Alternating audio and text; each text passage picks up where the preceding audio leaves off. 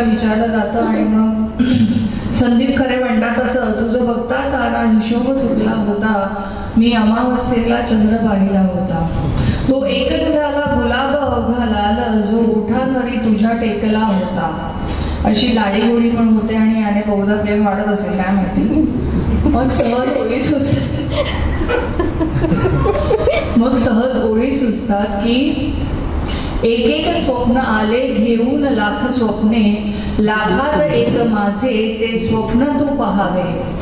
नाते असेल तर मग नाते असे असावे, माझ्या तुझ्यात काही माझे तुझे नसावे.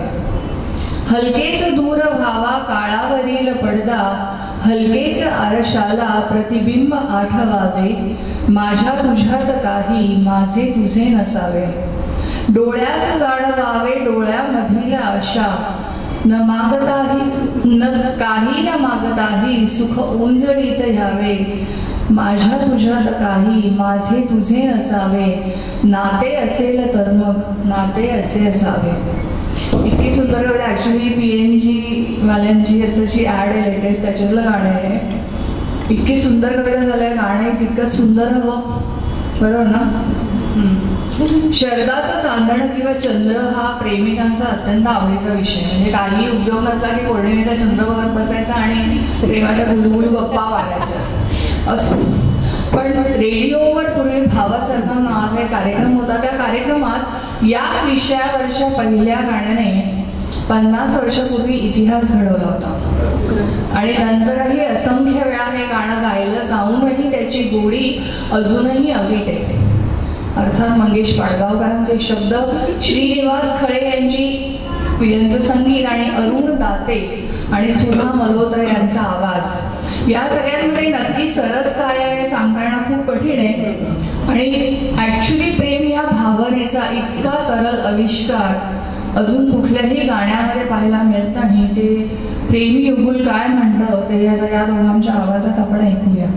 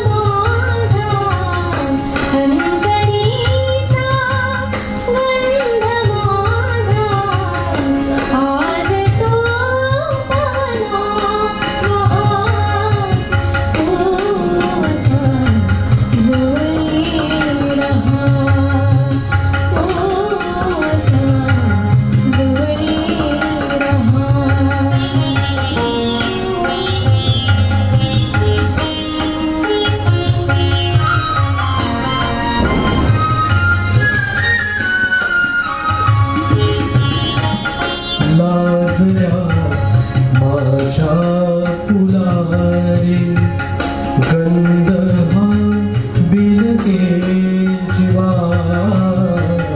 लाजल्या माझ्या फुलारे गंध हा बिलगे जीवा अंतरीच्या स्पंदनाने